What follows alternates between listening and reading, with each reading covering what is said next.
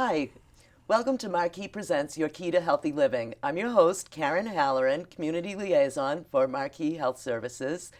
And today is the American Heart Association's National Go Red Day for Women. Cardiovascular diseases continue to be a woman's greatest health threat. So we're spreading awareness for cardiovascular disease in women to help improve the lives of women everywhere. So support today and wear red. So today I have our special guest on. His name is John Younger from Assisted Living Locators. Thanks for joining us today, John. Hi, Karen. Thanks for having me. I appreciate it. Thank you. And I just wanted to ask you, who is Assisted Living Locators? Great question. Great starting point. Assisted Living Locators is a great name because it describes exactly what I do and what we do. What we do is help people find assisted living, memory care, independent living, or any type of assistance that they need. It's very daunting, very emotional time. Absolutely. There's lots of places to choose from out there, and I'm specialized in getting to know all the different places to choose from out there so that when I meet with a family, we can help work it together and match them to the right place at the right time. That's excellent. Yeah. And where are you located? I actually work out of Amesbury. Okay. I am a North Shore guy. I have family in Danvers. I have family in Beverly. My area that I cover is basically, if you draw a line north, south, and Worcester from New Hampshire to Connecticut and east, that's where I can help folks out. It's a big territory. It is. I have a few people that help out as well. Excellent. Yeah. How did you decide to get involved in this business? Well, it's like most people. You know, you don't experience or don't know what to do until the situation just kind of pops up. Right. A family member about 8 years ago started developing some dementia. So we realized, or her family and her siblings realized, and offspring realized that she needed to get some extra help. Mm-hmm. So they found an assisted living opportunity. But what was going on is after 3 years, the crux of it was she ended up moving 3 times in 3 years. Oh, boy. Because each place just wasn't matching what her needs were, and they're just not quite the right fit for her. So I figured that in watching this from a little bit of a distance, there had to be a way for me to be able to stick myself in the middle of this thing and help families who were looking for assisted living and help the communities understand the families that they were getting, so that I'm matching them to the right place by asking all the pertinent questions, such as we sit down at a table. We'll sit down together with the family, talk about their medical issues, talk about their finances, because assisted living is private pay. Mm-hmm. Talk about geographically, where do they want to live? Talk about what did you do growing up? What are you interested in doing? Because each place has a very different type of atmosphere, Right. or might have different activities that might be more attractive to somebody. Right. So by asking those questions, I can then go to a specific assisted living and give them the information on the family, and then we can decide whether that would be an appropriate fit or not. Mm-hmm. Because I certainly don't want to bring somebody to a place that might be more expensive than they can afford, Right. or perhaps they have memory care issues, Alzheimer's, some type of dementia. I'm not going to bring them to a place that can't serve it, can't help them. Right. Like an independent living, those folks need that kind of help. Right. Well, I was going to ask you, why would people call you? But I think you've kind of answered that question. Right. It's really all about when it's time to look for assisted living.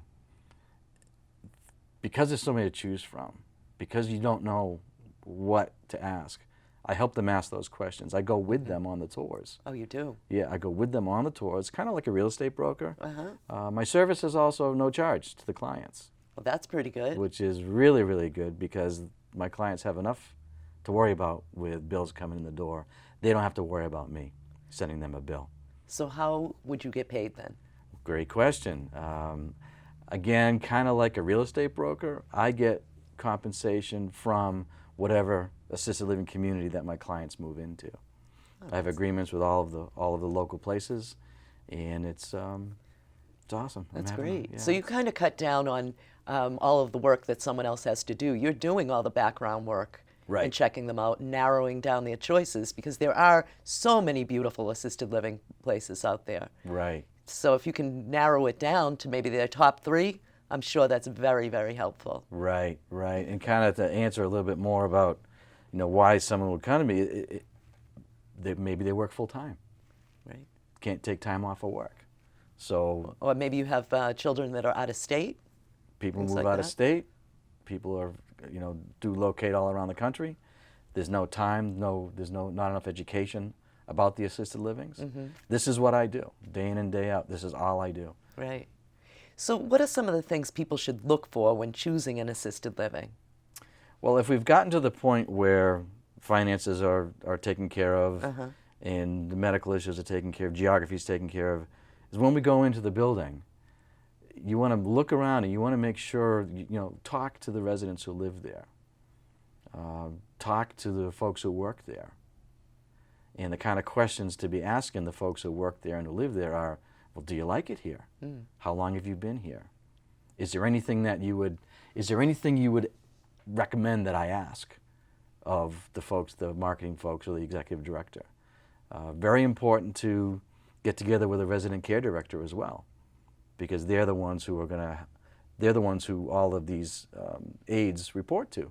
Right. So they're the ones who are going to understand how the medical works, how the nursing part works. Very important to do that. A couple of questions to ask would be, how old is the building? Tell me about the longevity of your staff. How long have the aides been there? How long has the executive director been there?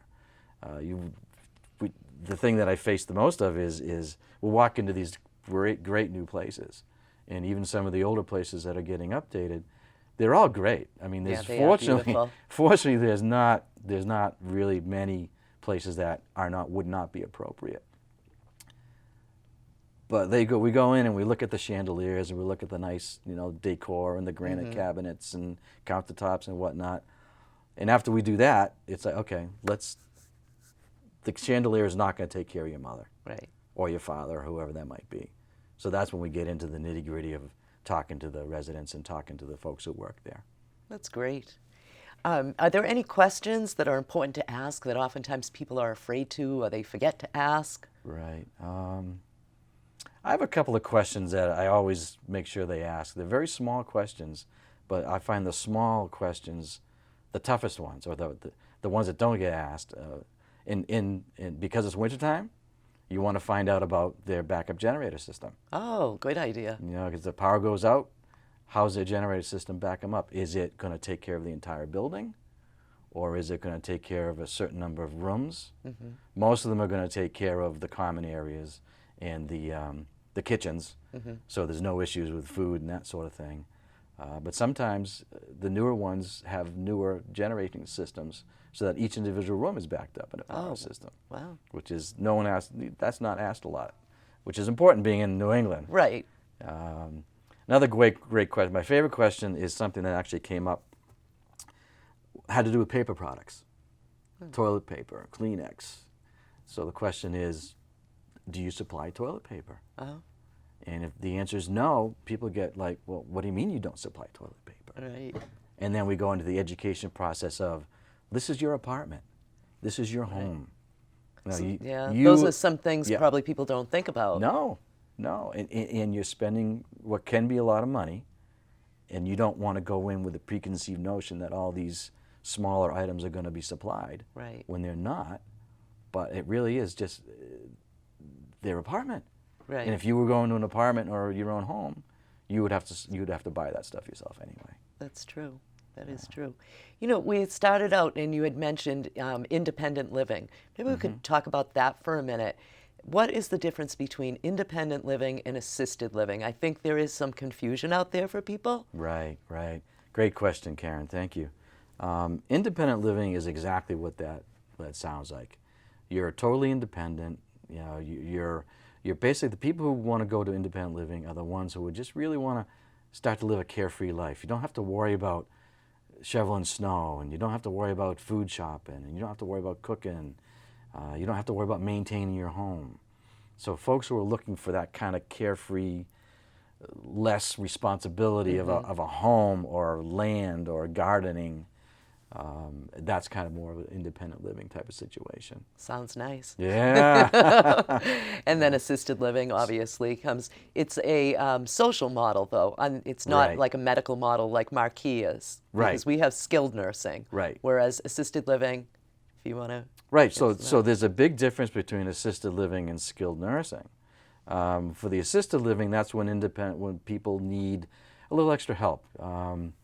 Maybe they need some help getting dressed or remembering to take their medications. Maybe they need some help kind of getting up, getting ready for the day, Right. and getting their meals taken care of. The social model part of it is where there are lots of things to be done. There's lots of social activities going on. Bus trips to the beach and to the restaurants and movie theaters, and PBDS Museum comes in and does demonstrations or does talks. A lot of historical type of things. So that's really with the skilled nursing. There's no, there aren't going to be a lot of what is nursing level needs addressed in most assisted livings. John, can you tell us about a recent experience that you've had with a client that went well? Sure, Karen. Thank you. I think one of the things that happens in assisted living is folks don't make that decision quick enough. They kind of wait. So the story I have has to do with somebody who needed placement very quickly. They were coming out of a rehabilitation situation. And so we went to the rehab, and I met with them, met with the family, met with the case manager. Found out all about them, what they were looking for, and I had basically 3 days to find a place for them. Knowing what I know about the different places where they wanted to be, I was able to narrow down to 2 phone calls and 2 visits. So I was able to get this family situated into the assisted living, and the beautiful thing was, prior to getting to the rehab, they're pretty isolated. Yeah. Pretty lonely. They had a couple of minor issues with getting around, that kind of thing. But the biggest thing was they were just lonely. Yeah. Very quiet, very sad. It's very common. It is very. Social isolation is is just the worst thing that folks can go through. So the outcome of this whole getting them into a great place, not only did they get great care, but within a couple of weeks, once she acclimated to where she was made great friends. She was participating in a lot of the social activities, the book reading club. She started a book reading club because she used to be a teacher. How great is that? It's awesome. And that's the thing that people, being that it's an assisted living, it's your home. Right. If you were doing certain things, if you were a teacher in the past, or if you were a policeman, or if you were a professor, and there's not that type of an activity, you can start your own book club. That's right. You can start your own macrame. Right. Men's club. Men's club. There are more and more men's clubs now because I see. there are more and more men that are going to assisted living. So really, I think that story I like the best because I was able to help them very quickly. And she just came right out of her shell and just made tons of friends and started this book club. What a great success. Yeah, That's yeah, excellent. Yeah. So how long have you been doing this for, John? It's just over 3.5 years. Wow. Yeah, and it's a great service. It doesn't cost any money. Right. Why wouldn't you give me a call? Exactly. It's not gonna cost you anything to call. Right. And it's going to cut down half the time as if you had to go and research all of these places by yourself. Absolutely. So if somebody wanted to get in touch with you, how would they do that? Well, my phone number is 508-878-8878, and that comes directly to me. Okay. And I normally answer the phone myself. My website is assisteddlivinglocators.com/NE-Mass, as in Northeast Mass. Okay. Fantastic. So if anybody would like to utilize John's services, please feel free to reach out. And as always, I want to thank you for tuning in today. And if I can help you in any way, please reach out. Or if you'd like to take a tour at the Brentwood, which is located at 56 Liberty Street in Danvers, I would be happy to do so. So thanks for tuning in today, and have a great day. Remember, go red. Wear red today. Go Red. Thank you.